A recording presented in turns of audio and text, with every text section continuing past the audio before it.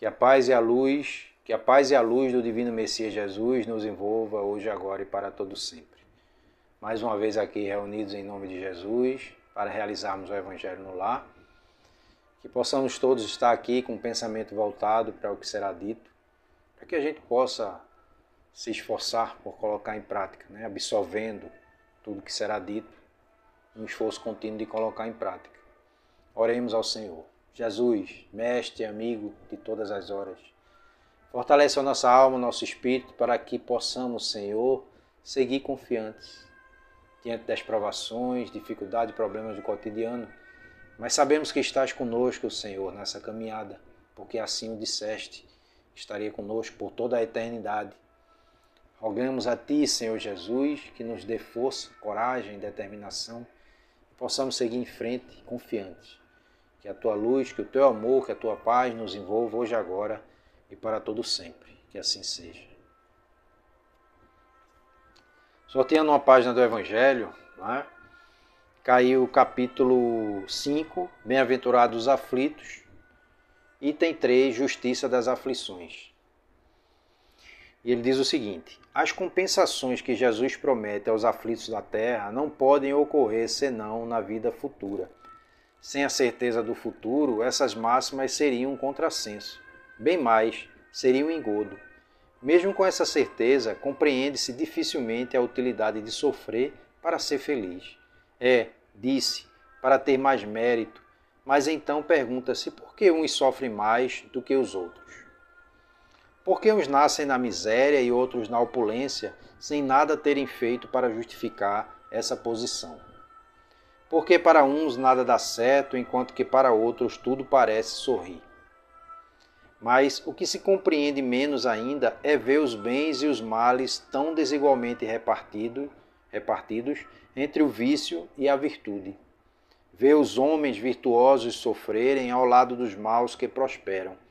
A fé no futuro pode consolar e fazer ter paciência, mas não explica essas anomalias que parecem desmentir a justiça de Deus. Entretanto, desde que se admita Deus, não se pode concebê-lo sem o infinito das perfeições. Ele deve ser todo poder, todo justiça, todo bondade, sem o que não seria Deus. Se Deus é soberanamente bom e justo, não pode agir por capricho nem com parcialidade. As vicissitudes da vida têm, pois, uma causa, e uma vez que Deus é justo, essa causa deve ser justa. Eis do que cada um deve se penetrar bem.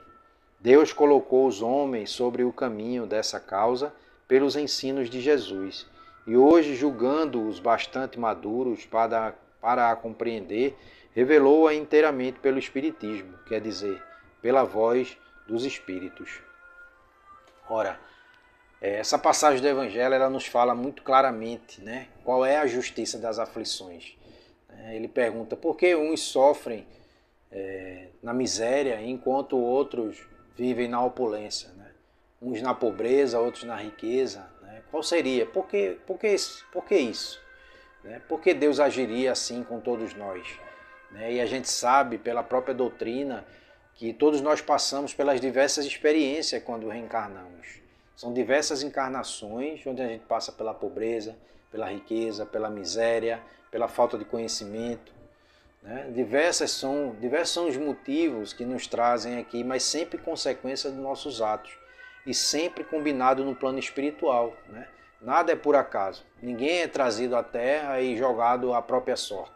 Existe um planejamento no plano espiritual. Antes de reencarnarmos, tem toda uma trajetória que é traçada para que a gente possa vivenciá-la aqui. Nós temos o livre-arbítrio para agir da forma que a gente quiser.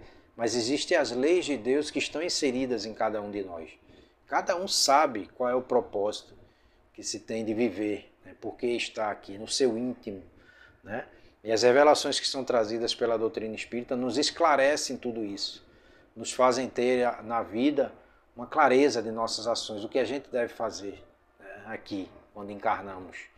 Vivenciarmos o nosso cotidiano, buscando aprender, onde a gente vai chegar numa fase de trabalhar, adquirir conhecimento, trabalhar, usar a nossa aptidão, a nossa virtude, Mas a justiça das aflições, ela se faz como as leis de Deus, né?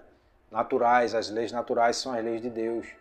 Porque se erramos no passado, quando encarnamos nessa existência, vamos resgatar esses erros do passado, né?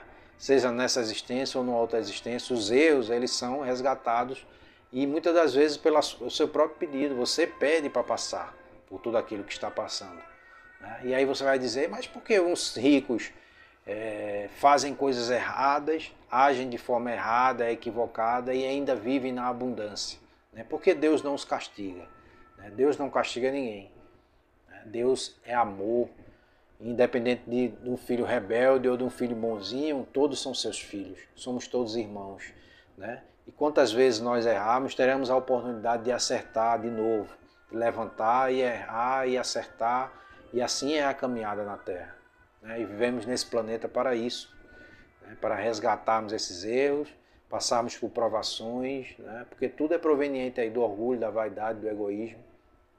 Então, se temos nessa vida, nessa existência, pessoas que vivem aí fazendo coisa errada ainda se dão bem entre aspas, né? Porque todas elas vão resgatar esses erros cometidos. E as pessoas que vivem na opulência e as pessoas que vivem na miséria, por que essa diferença? Né? Porque uns vivem na graça e outros na desgraça, né? Mas na verdade tudo é um aprendizado. Tudo é um aprendizado. Tudo que vivenciamos aqui na Terra é um aprendizado. E a gente tem que procurar entender isso. A gente tem que procurar ter um sentido para tudo isso. Porque se erramos nessa existência, se fizemos coisas erradas, se usamos mal a nossa inteligência, né, se colocamos em prática tudo aquilo que deveríamos colocar, mas de forma equivocada, né, pensando apenas em si mesmo, usando de forma errada, equivocada, o dinheiro, a riqueza, né, só para o seu próprio usufruto, né, sem repartir, sem produzir esse dinheiro para que possa se multiplicar e ser benéfico a todos, né? Por exemplo, eu tenho um empresário que tem condições financeiras e ele multiplica seu dinheiro abrindo diversos negócios, empreendimentos, onde vai favorecer ali muita gente com trabalho, né, com emprego, né? Onde ele pode ajudar instituições também, né, fazer a caridade, ajudar lá de idosos, orfanatos, né? Então diversas são as possibilidades que ele tem. Enquanto alguém que está na pobreza também está aprendendo, né, com aquela limitação de recursos financeiros. Mas nem por isso ele deve tirar nada do que é do outro, né? Roubar ou cometer esses equívocos, porque ele vai pagar, vai responder por tudo isso. Então são provações diferentes, mas muito mais difíceis para quem é rico, para quem tem um poder e tem um dinheiro, né? Porque ele fica tentado a seguir esse caminho ainda muito tendencioso que nós temos, de fazer o mal, de usarmos esse dinheiro e o poder em uso próprio, né? O mal nesse sentido, né? Porque muitas das vezes a pessoa só compreende o mal quando você rouba, mata, quando você prejudica o outro. Mas esse mal que estamos falando é o mal em que é prejudicial a nós mesmos, né? Quando a gente não coloca em prática tudo aquilo que foi acertado, né? Acordado no plano espiritual, né? Quando você tem menos recursos, você tem uma tendência a ser mais humilde, né? Mais caridoso, você se coloca no lugar do outro, né? As suas limitações lhe favorecem a compreender o outro, né? Mas você muitas das vezes, você vê, eu já vi vários exemplos, né, nas redes sociais de pessoas que estão ali pedintes, né, e se fazem experiências com aquelas pessoas que estão na rua ali, pobres, miseráveis, pedindo, né, uma ajuda, um recurso, muitas das vezes só para se alimentar, né? E já se fizeram experiência onde a pessoa passa e deixa cair uma carteira e alguém está filmando escondido, né? E aquele que está ali sentado, ele pega a carteira e chama quem passou e deixou cair, né? E aquela pessoa vai lá e volta, aí por conta do ato dele de honestidade, a pessoa vai lá, abre a carteira e dá a quantia em dinheiro, né? Aquela pessoa que estava ali pedindo uma ajuda, né? E ela até se emociona, tal, porque, né, o rapaz diz, olha, isso aqui é como um prêmio pela sua honestidade, né? Então Deus vê tudo isso é observado. De repente aquele que está ali sentado, né, numa outra existência, ele teve toda a oportunidade, com recursos diversos, com muita riqueza, fortuna, e não soube aproveitar. E muitas das vezes isso não é numa só encarnação, não. A pessoa passa várias encarnações vindo como uma pessoa de poder, com dinheiro, porque ela tem aptidão para isso, ela tem inteligência. Né? Você vê pessoas que com poucos recursos ela multiplica rapidamente aquela quantia em dinheiro e cria um grande império. Né?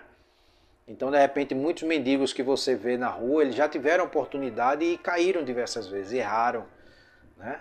E eu pergunto, e a gente se pergunta, né? Será, se a gente se colocar aqui no lugar de alguém com muita riqueza, com muita fortuna, né? Com uma quantia gigante de recursos, de poder, como é que você agiria? É um ditado mais certo, dê riqueza e poder, que você vai ver quem é realmente a pessoa. Então, muitas das vezes é melhor você, numa encarnação, estar ali com recursos financeiros limitados, mas tendo uma certa inteligência para lutar, ir atrás, buscar, né? Aprender com os próprios erros, você está aprendendo com os próprios erros. Então, é importante ter essa consciência. Né? Florescer, como se diz, florescer onde Deus te plantou. Né? Saber trabalhar com os recursos que você tem. Muitas das vezes a tua inteligência ela é limitada para a tua própria defesa. Né? Você tem uma inteligência gigante, uma capacidade gigante, mas ela é dada uma limitação. Você combina no plano espiritual, eu quero uma limitação nessa existência, porque sei que eu tenho uma tendência grande a cair. Eu posso errar novamente, eu posso cair novamente. Então, eu quero nessa existência ter uma limitação, para que eu possa, através do meu esforço, né, empreendendo meu esforço, eu conquistar aquilo que eu necessito. Porque pode ver que quando a gente se esforça para conseguir algo, a gente dá mais valor.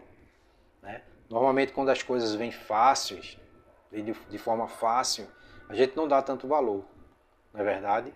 Então é preciso compreender isso. Né? E não se desesperar, ou muitas das vezes colocar que Deus lhe esqueceu. Né? Porque tem gente que passa a vida toda jogando na loteria, né? E acha que em determinado momento você tem que ganhar porque você trabalha muito e Deus precisa lhe recompensar. Ora, o que você faz é resultado das suas ações. Né? E a gente pode ver que pessoas, muitas das vezes, que foi dado essa chance, né? Pessoas que eram limitadas, com poucos recursos e de repente ganharam na loteria, e as pessoas mudam completamente. Né? Foi combinado, aí às vezes eu posso pensar assim, então por que foi dado essa chance dele ganhar na loteria? Né? Porque de repente foi combinado no plano espiritual, quando chegasse em determinado momento da tua vida, vai ser dada uma outra oportunidade, certo? Porque numa outra existência tu nasceu num berço de ouro, já começasse desde pequenininho na riqueza e caísse diversas vezes. Então nessa agora tu vai começar na pobreza para sentir, né, a pobreza ali, a tua limitação, e quando chegar em determinada fase da tua vida, tu vai conseguir conquistar recursos aí, né, mais poder, mais dinheiro, e aí vamos ver como é que você se sai. E às vezes a pessoa vai lá e cai, né, e sucumbe na prova. Não é? Então aí outros vêm e dizem, não dá, porque na outra tu, quando chegou em determinado tempo da tua vida, tu não soube aproveitar. Então nessa existência tu vai passar uma existência de pobreza, para você aprender na pele, né? Porque na outra você humilhava as pessoas, passava por cima das pessoas, teve a oportunidade de, em determinado momento da vida, você adquiriu recursos e mudou totalmente a tua capacidade, a tua consciência, né? de ser empático, né? Com o outro, né? Ter a empatia com o outro. Né? Então é essa questão. Você se conhece realmente? Né? Você conhece a si mesmo? Né? Para que você possa julgar o outro. Na verdade, a gente não deve julgar o outro, mas fazer uma análise do outro, do que o outro faz e guardar para si mesmo. Né? Não tem que julgar o outro e mostrar e sair apontando, né? Na questão da humilhação. Mas você fazer uma análise, você faz uma autoanálise, analisa os outros que estão à tua volta, né? E ver realmente você tem condições de seguir naquilo que tu se propõe a fazer. Né? O que é que você está fazendo de errado, que de repente tu está se enveredando aí por um caminho equivocado, né? Faz essa autoanálise. Né? Eu lembro que Wagner Borges, eu estava assistindo outro dia na rede social, Wagner Borges, que é um grande, ele é espiritualista, né? E ele trabalha com saída do corpo, né? De forma consciente, né? A projeciologia. Ele dizendo que em determinado momento ele foi levado, né, por consciências mais elevadas, por seres mais elevados, a um determinado plano espiritual, e lá quiseram colocar na mente dele um conhecimento maior, né? E ele se concentrava e aquele conhecimento vinha, despejava um conhecimento gigante na sua mente, e ele não conseguia absorver, e ele depois se vê retornando para o corpo, né? E quando de repente ele volta para o corpo, ele fica ali chateado porque ele lembra de tudo e ele não conseguiu absorver. E aí o seu mentor aparece e diz a ele: eu sabia que você não ia conseguir absorver isso, essas informações. Aí ele diz: poxa, se você sabia, por que me levou? Ele diz: para que você pudesse tomar isso como lição, né? E botar os pezinhos no chão e ver que tudo é uma etapa. Passamos por etapas de aprendizado, né? Se não temos ainda condições de aprender as 4 operações, como é que queremos aprender uma expressão numérica, né? Uma equação matemática mais complexa, entendeu? Então devemos começar do básico, aprendendo, sendo humilde, compreendendo as nossas limitações, não querendo dar um passo maior do que a perna, né, do que a gente possa suportar, para que a gente possa ir absorvendo esses ensinamentos, se esforçando por colocar em prática e não deixando que a vaidade tome conta, né, o orgulho, o egoísmo, né, que é o grande entrave do ser humano, né, principalmente o egoísmo, porque são as derivações dos erros, equívocos, vem tudo do egoísmo, né? Nós pensamos primeiramente em nós, para depois pensarmos no outro, né? No sentido de estar bem, não é egoísmo. Você estar bem para poder ajudar quem precisa é uma prevenção, é normal isso. Eu não posso estar mal, doente e querer ajudar o outro, eu tenho que estar bem. Mas egoísmo no sentido de que eu não penso no outro, quando as coisas vêm e chegam eu só penso em mim, né? Eu não penso em repartir. Eu não penso estar bem para ajudar, eu penso estar bem para me melhorar cada vez mais, né? Sem pensar em ninguém, né? E a gente está na Terra é para isso, para repartir, para ajudar, né? É o sentido da vida. Reencarnamos com esse propósito. Tanto é que o que salva o ser humano é a caridade, independente de qual seja a sua religião, qual seja a sua cultura, seu status social, cor, raça, crença, independente do que seja, do que você seja. Estamos aqui para aprendermos uns com os outros e a caridade é o divisor de águas, né? É o nosso norte, né? Então, que possamos ter essa consciência, um desejo maior, um esforço maior de querer aprender e se esforçar por colocar em prática. E Jesus, nosso Senhor Jesus Cristo, nos guie, nos fortaleça, que estejamos todos juntos, unidos e sigamos com o Mestre Jesus hoje e para todo sempre. Que assim seja.